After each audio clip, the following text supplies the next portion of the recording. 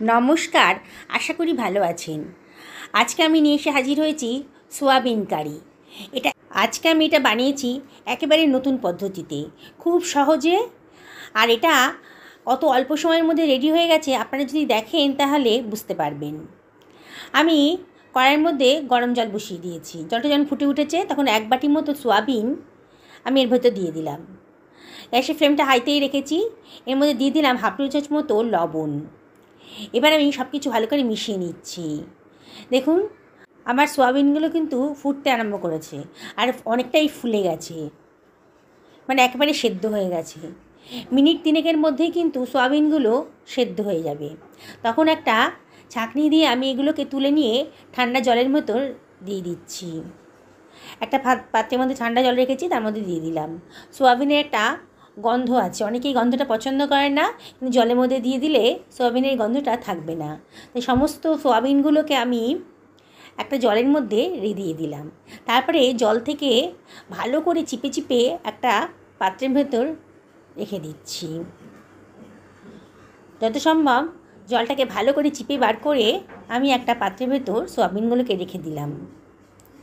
এবারে আমি ওর ভেতর দিয়ে দিচ্ছি একটা ক্যাপসিকাম কুচি। আগে থেকে সবজিগুলো ভালো করে ধুয়ে রেখেছিলাম। এর মধ্যে দিয়ে দিলাম একটা গাজর কুচি, একটা পেঁয়াজ কুচি, আর দিয়ে দিচ্ছি একটা টমেটো কুচি, আর দিয়ে দিলাম কতগুলো কাঁচা লঙ্কা কুচি। দেখুন কি ঝটপট রান্না হয়ে যাবে। এবারে দিয়ে দিলাম হাফ টেবিল চামচ মতো হলুদের গুঁড়ো, আর দিয়ে দিচ্ছি 1 টেবিল চামচ মতো ধনের গুঁড়ো। এবারে আমি দিয়ে দিচ্ছি 1 টেবিল চামচ মতো কাশ্মীরি লঙ্কার গুঁড়ো, আর দিয়ে দিলাম 1 টেবিল চামচ মতো লবণ, আর দিয়ে দিচ্ছি হাফ বাটি মতো দই। এই 5 টেবিল চামচ মতো হবে।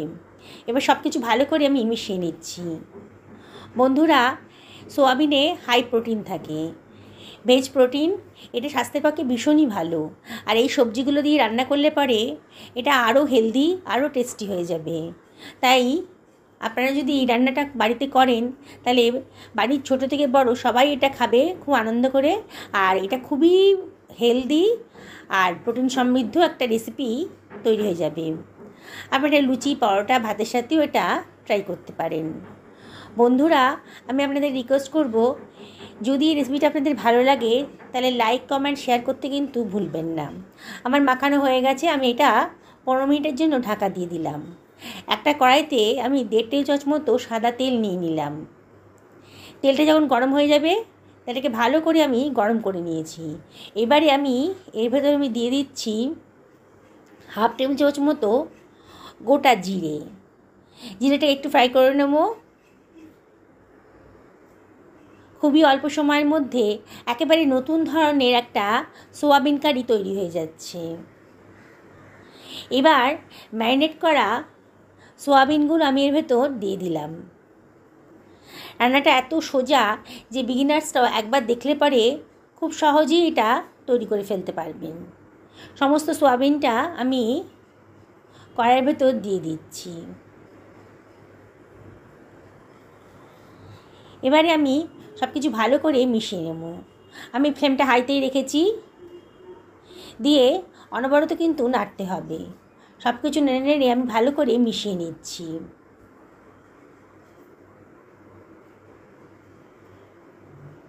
এটা খুব তাড়াতাড়ি রান্না হয়।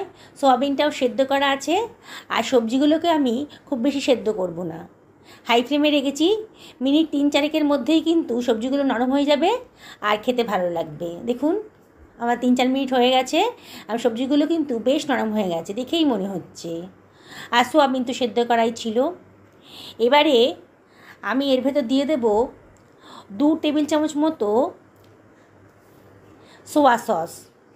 সোয়া সসটা দিলে পারে খুব সুন্দর একটা টেস্ট আসে। আর আমি দিয়ে দিচ্ছি হাফ টেবিল চামচ মতো গোলমরিচের গুঁড়ো। এটাও স্বাস্থ্যের পক্ষেও ভালো আর খুবই টেস্টি। এবারে আমি এর ভেতর দিয়ে দিচ্ছি 2 টেবিল চামচ মতো কর্নফ্লাওয়ার, জলে গুলে রেখেছিলাম, সেটা দিয়ে দিলাম। কর্নফ্লাওয়ারটা দিয়ে দিলে পরে গ্রেভিটা বেশ ঘন হয়ে যাবে। আর খেতেও কিন্তু খুব সুন্দর লাগবে। বন্ধুরা, আমি আপনাদেরকে আবারও রিকোয়েস্ট করব, একদিন অন্তত আমার মতো করে এই সোয়াবিন কারিটা বানান। দারুণ সুন্দর লাগবে। খুব অল্প তেল মশলা দিয়ে ঘরোয়া উপকরণেই এটা কিন্তু তৈরি হয়ে যাচ্ছে, আর খুবই টেস্টি আর হেলদি রেসিপি। বন্ধুরা, যারা আজকে আমার চ্যানেলের প্রথম দিন, তাদেরকে আমি রিকোয়েস্ট করব, তারা যদি ইউটিউব থেকে দেখেন তাহলে আমার চ্যানেলটা সাবস্ক্রাইব করবেন, আর যদি ফেসবুক থেকে দেখেন তাহলে আমার পেজটাকে ফলো করবেন। এটাই আমি আপনাদের কাছে একান্ত রিকোয়েস্ট। দেখুন, আমার রান্নাটা হয়ে গেছে। আমি আর গ্যাসের ফ্লেমটা অফ করে দিয়েছি। আমি একটা সার্ভিং বোলের মধ্যে এটা সার্ভ করে দিচ্ছি। কি সুন্দর দেখতে হয়েছে, কত কম তেল মশলা দিয়ে এই রান্নাটা তৈরি হয়ে গেল।